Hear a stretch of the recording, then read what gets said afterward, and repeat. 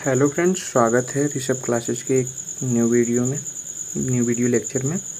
आज की वीडियो हम एक्सरसाइज 1.3 की बात करने वाले हैं।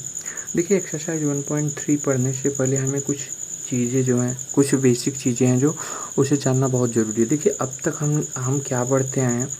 अब तक हमने क्या पढ़ा है कि जो इरेशनल नंबर थे, ठीक है, इरेशनल नंबर, ठीक है। देखिए, सिंपल फॉर्म में समझिए तो फिर क्या था, अब तक हमने क्या पढ़ के आया था, इरेशनल संख्याएं जो थी उनके अनेक गुणों का जो इंट्रोडक्शन था वो पढ़ के आए, ठीक है।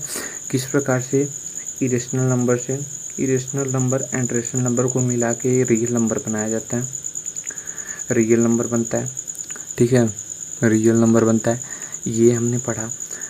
और फिर इरेशनल नंबर, रेशनल नंबर सबके बारे में पढ़ चुके हैं। बट इस चैप्टर में हमें क्या पढ़ना है, इस चैप्टर में हमें क्या पढ़ना जानते हैं।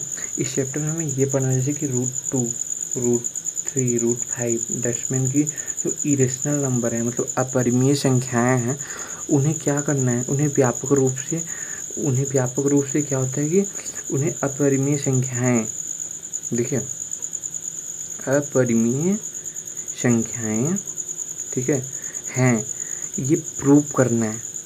दैट्स मीन, देखिए मैं क्या कर रहा हूँ, सिंपल फॉर्म में समझिए कि √2, √3, √5 ये सब क्या है, इरेशनल नंबर है, मतलब अपरिमेय संख्याएं हैं। तो इन्हें क्या करना है, √p अपरिमेय संख्या है, इसे क्या करना है, प्रूव करना है, ठीक है। तो इसके लिए क्या कुछ थ्योरम है जो कि बुक में दे रखा है, तो मैं उस थ्योरम को आप लोगों को बताता हूँ। तो उस थ्योरम के बारे में हम इसमें पढ़ेंगे। तो यहाँ पे जो थ्योरम है,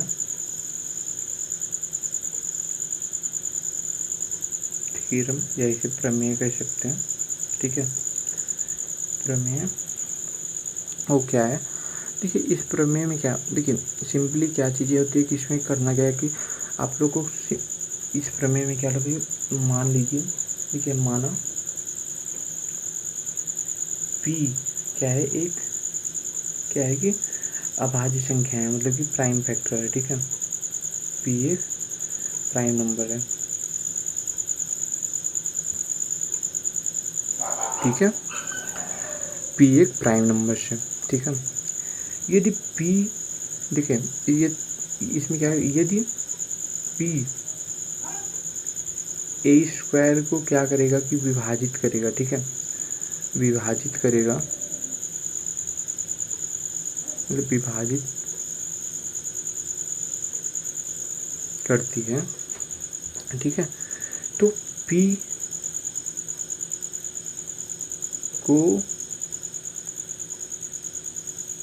को भी विभाजित करेगी, ठीक है, विभाजित करेगी, जहाँ एक क्या है, पॉजिटिव इंटीजर्स है, ठीक है, पॉजिटिव इंटीजर्स है। देखिए मैं क्या कह रहा हूँ कि माना p एक क्या है, प्राइम नंबर है, ठीक है, मतलब अभाज्य संख्या है।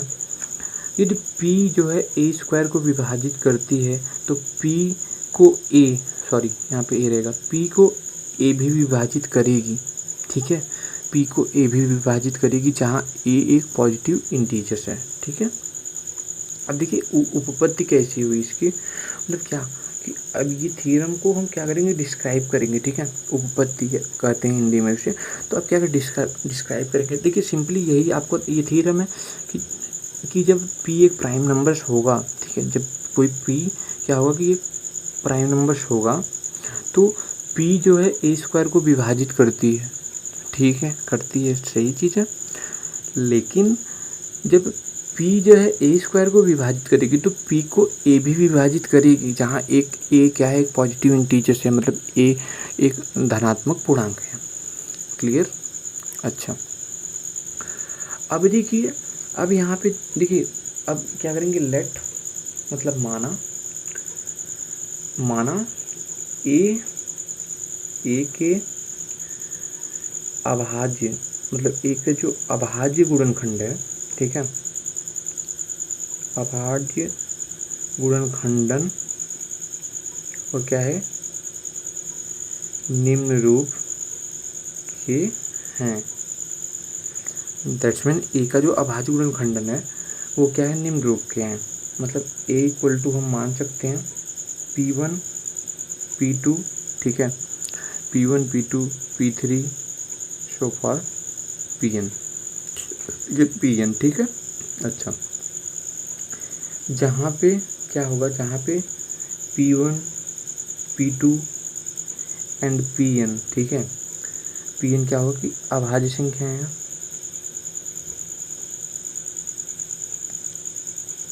अभाज्य संख्या है, अभाज्य संख्या है, ठीक है। जहाँ पे P1 P2 Pn अभाज्य संख्याएं हैं, ठीक है। परंतु जो अंगणित का मतलब कि फंडामेंटल ऑफ अर्थमेटिक थ्योरम कहता है, मतलब अंगणित की जो आधारभूत प्रमेय है उसकी अद्वितीय गुण का प्रयोग करने पर जो है हम पाते हैं कि ए स्क्वायर एक अभाज्य गुणनखंड केवल, मतलब जो ए स्क्वायर है वो ए स्क्वायर जो है ये, मतलब कि ए स्क्वायर के अभाज्य गुणनखंड जो है वो केवल जो P1 P2 और Pn है, इसलिए, ठीक है, P2 है, इसलिए P को जो है P1 P2 Pn में से किसी एक में से ही एक होना चाहिए। दैट्स मीन कि जो मतलब ए स्क्वायर के अभाज्य जो गुणनखंड है, ठीक है, गुणनखंड केवल P1 P2 Pn हैं, इसलिए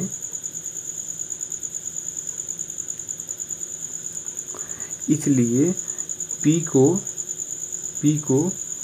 P1 P2 Pn में से ही एक होना चाहिए। इतनी चीज़ें क्लियर हुई।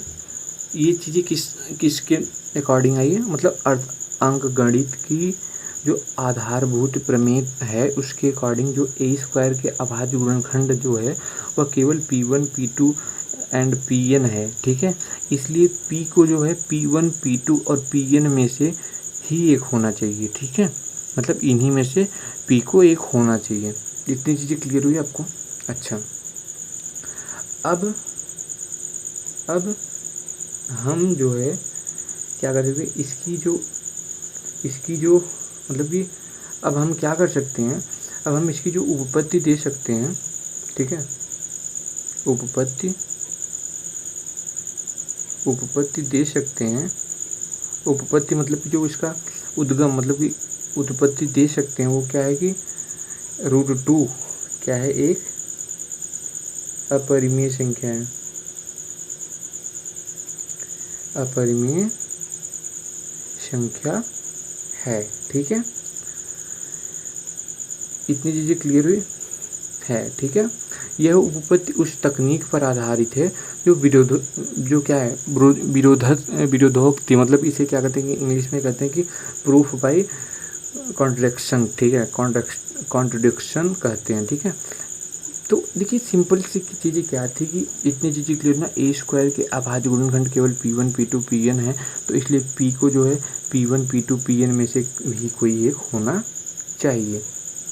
देखिए चूँकि जब ये है तो फिर ये चीज़ें देखिए यहाँ पे भी एक चीज़ें और हम कर सकते हैं कि जो चूँकि ठीक है, चूँकि A equal to P1 P2 Pn है, ठीक है, Pn है, इसलिए P जो है A को विभाजित अवश्य करेगा।